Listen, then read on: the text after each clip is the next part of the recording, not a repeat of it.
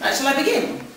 When I was in London, I bought a postcard about meals in different countries, and there was smacznego in Poland and bon appetit in France or in Italy. Yeah. And in England, I'm sorry. Yeah. So I'm actually from New Zealand, so completely different again. Anyway, yeah. This is really difficult to see, isn't it? It is.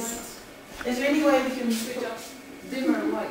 Is that better? Yeah, it's better. Yes, better.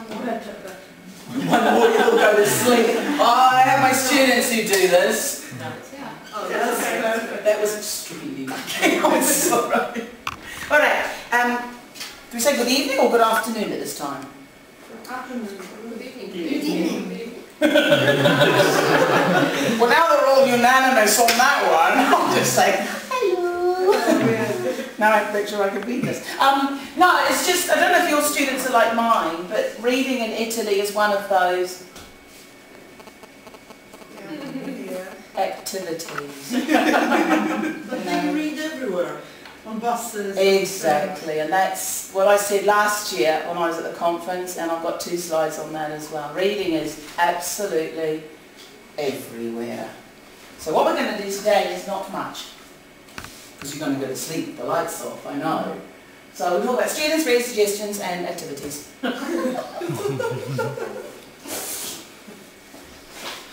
I love to lose myself in other men's minds. When I am not walking, I am reading. I cannot sit and think. Books think for me. And my students go.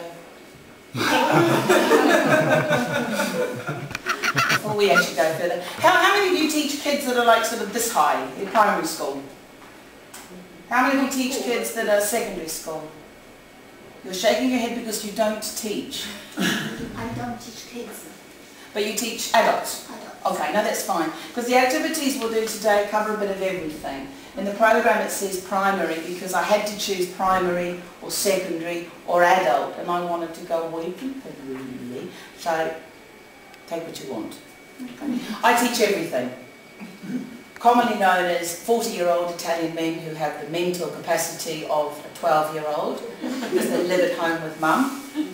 I teach sort of 14-year-olds next birthday going on about 45 because, you know, we know everything, Prof. So, you know what it's like. Yeah, right, let's go. Do your kids do this? It's an expression in English. We say, why am I doing this again? Meaning, what's the reason? Why? You obviously know you can't read something without there being a purpose for it, either to be entertained, to learn something, whatever. Little children tend to read quite merrily, quite happily. The older they get, the more distance they take between the book and themselves. I don't know how many of you watch, what was I watching last night? Euro News. Because basically there were 3 channels in English in Poland I have discovered. One was talking about the stock exchange, frightfully exciting. One was talking about the American elections, again, yay. And the third one talked about reading, talk about luck. Apparently Poland, and I do believe this is the country of Poland, has been doing an experiment for the last few years in reading. Because the question was, when should you start reading to children? And you're supposed to give me an answer. As early as possible. We start from the time When you're pregnant. Yes, that's what they said. Same as with music. That's what they were saying. Basically, start reading to your children. Obviously, as teachers, you're going to find this a bit difficult, but as a mother or a father, start reading as soon as the child is born. Breastfeeding and reading helps. Now, this is interesting, and did you know that the experiment was carried out in this country?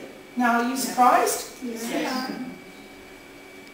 Thank you for telling me. Wow, I just thought, what a coincidence. I'm in Poland and there is this European news going out, and I thought, hey, I know Poland. Because what they're doing now is taking the experiment to other countries. And they used Saudi Arabia as one of the examples where there is a teacher, just a normal human being, woman teacher, yep, we're all female, who's decided to take books to kids because she found out she was dealing with children who had never seen a book, let alone read a book. And I was thinking, I've never had a child who's never seen a book, at least not for the last 20 years. Previously, yes, different reason. But I found that quite interesting and kind of scary to think that you're dealing with children who have never seen a book. My problem is they've seen a book. Can I do something else, please? Right, think, can you read this? What is this? It's a cup of coffee. Good. And this is my sort of coffee. What about this one? Right, and that means? I see you're a good dictionary writer. Well done, yes. In most countries it actually means halt, do not move. There is a line on the road, at that point you're supposed to actually cease to move. Apart from Naples, or any other part of Italy, apart from Bolzano, which means kind of look to see if someone's coming, if not, just go. I haven't tried driving in this country and I don't really want to do. I mean, as you say, a picture speaks 1,000 words, so we go from what? From letters. What are the signs that kids don't like reading? Apart from throwing the book at you. They don't understand.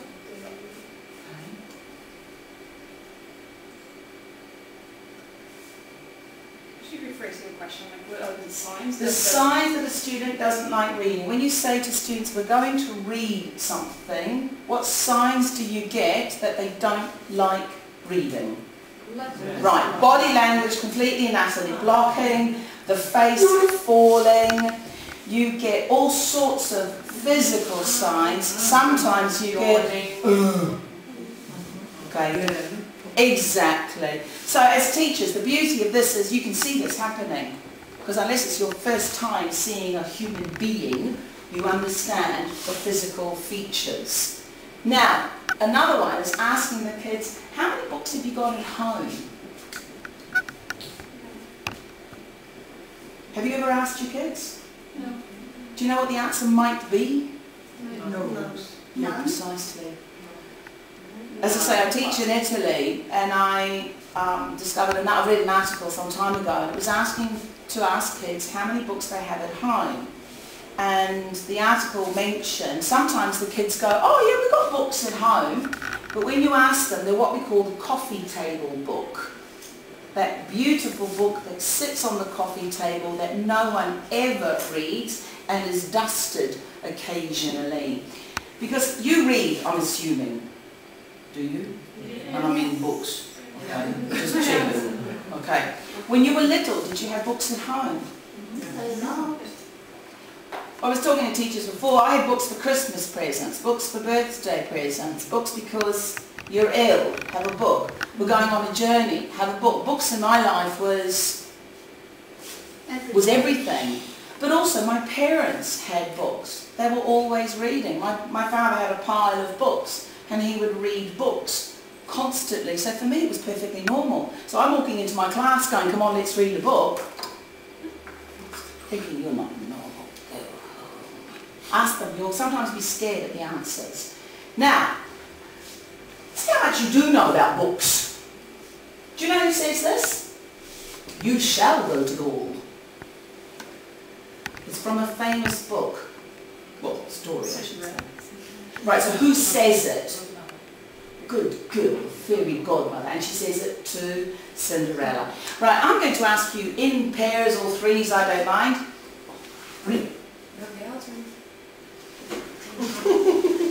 Find a friend apart from the window. Look at that enthusiasm. Yeah. Okay. You two together. You two ladies together. You two together. You just sit there. You two want to work together, and you three. Okay. I'm going to ask you who says these things. That's a good answer.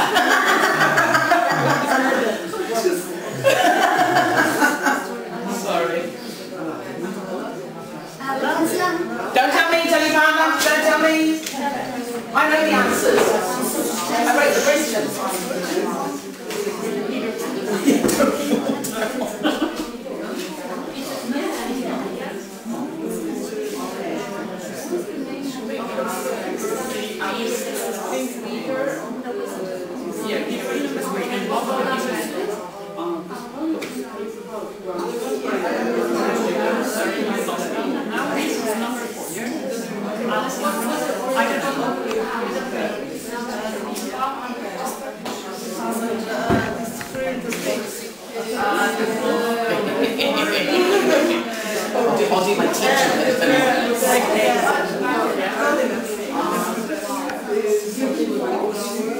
The second one,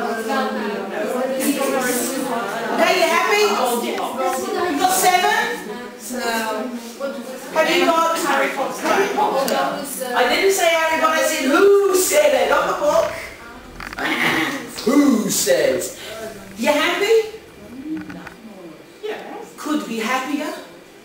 Here are the answers.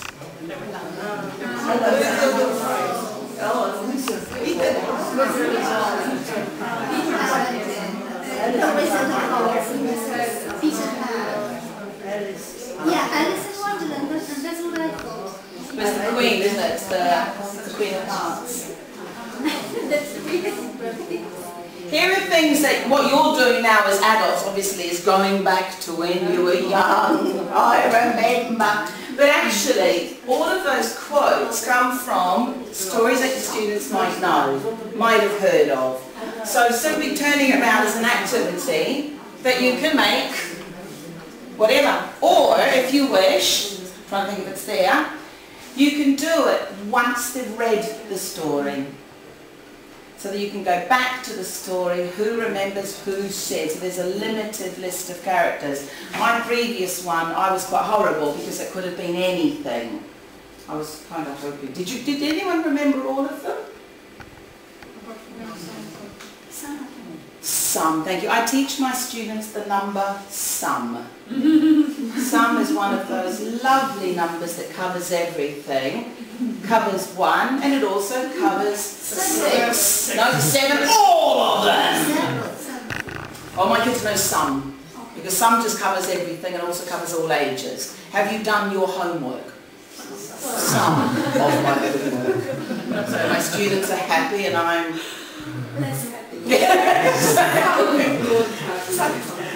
I have my students know the words some and not yet. Because those are the 2 alternatives there. Sorry. Anyway, so this actually comes from